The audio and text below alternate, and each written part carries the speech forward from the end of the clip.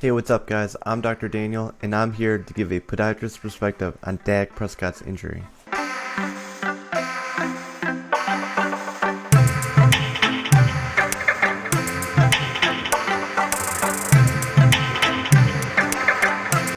Over the weekend, Cowboys quarterback Dak Prescott suffered a gruesome injury, and I mean gruesome because it was pretty hard to look at.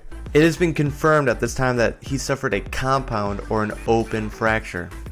If you suffer this injury during the Civil War era, you pretty much had a 50% chance of living or dying. For the most part, they were going to cut your leg off and see what happened. Now that we're in a modern era of medicine, we have better antibiotics, better surgical techniques, and we can handle these injuries much better. So I just want to talk a little bit about the injury mechanism and then the initial treatment strategies. So in this diagram here, you can see a normal ankle joint. You can see the medial malleolus on the inside of the joint. That's a portion of the tibia. The tibia is held together to the fibula by the syndesmosis, and then the fibula is on the outside of the ankle. The third component of the joint, or the third bone, is the talus, and that's the bone that moves up and down in that ankle joint. It doesn't do a lot of side to side or rotational movement, so if you push it into severe external rotation or severe frontal plane or that side to side range of motion, you're likely to get an injury around the ankle joint. So what happened was Dak Prescott rolled out to his left, his foot became planted in a pronated position, and safety Logan Ryan rolled up on his leg, forcing it into extreme external rotation. The first thing that fails is the medial malleolus or the deltoid ligament, followed by the anterior inferior tibiofibular ligament, which is the ligament in the front of the ankle connecting the tibia to the fibula. Once this fails, the fibula typically fails above the level of the ankle joint, leading to an oblique fracture. Next steps include rupture of the posterior inferior tibiofibular ligament, or the ligament that stabilizes the back of the syndesmosis. Most of the time you're not going to get a severe dislocation like Dak Prescott had, but due to the fact that he had a safety falling into his leg, this was a monstrous force that forced the ankle to dislocate to the outside or laterally. So initially, in any trauma case, you're going to perform what's known as a primary survey, where we look at the patient's airway, the breathing, their circulation, and their level of disability. In this case, we have a well-documented incident of a isolated right ankle injury.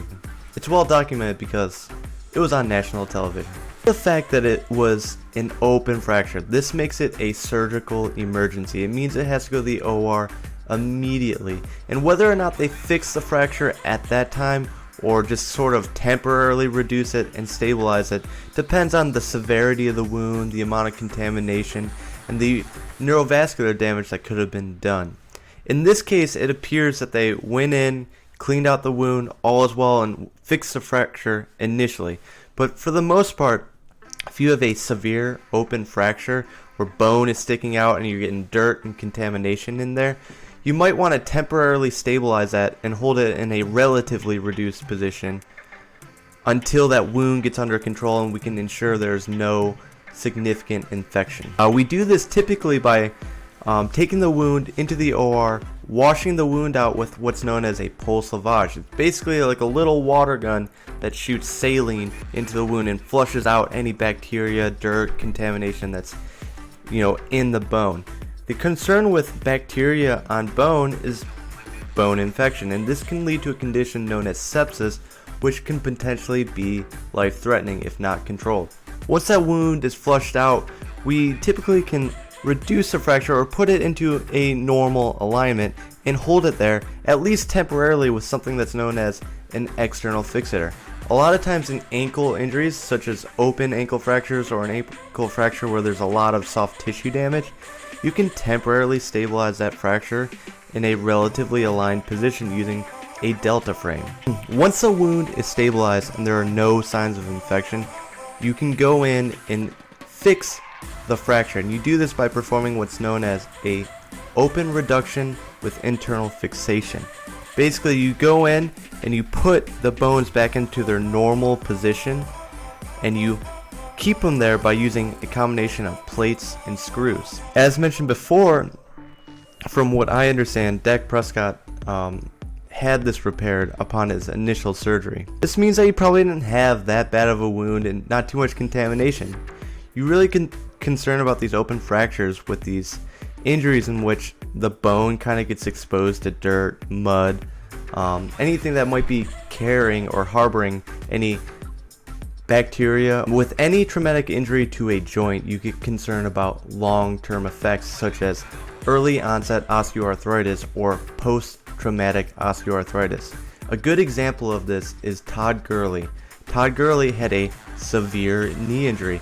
As a result, he is starting to develop osteoarthritis in that knee where he gets recurrent swelling and those joint surfaces are starting to wear away. At some point, he will likely require a knee replacement. Long-term outlook for Dak Prescott appears to be pretty good from my perspective. I'm confident that he's going to come back from this injury and be very strong, almost as strong as he was before. The main concerns are the initial amount of cartilage damage that occurred with that injury, as well as the anatomic reduction that occurs intraoperatively. The thing about professional athletes is that they typically get world-class care and can come back from severe injuries such as this. Alright guys, thanks for stopping in. Let me know in the comments what you liked, what you didn't like, what you want to see moving forward, and be sure to subscribe so you don't miss any future videos. Catch you later.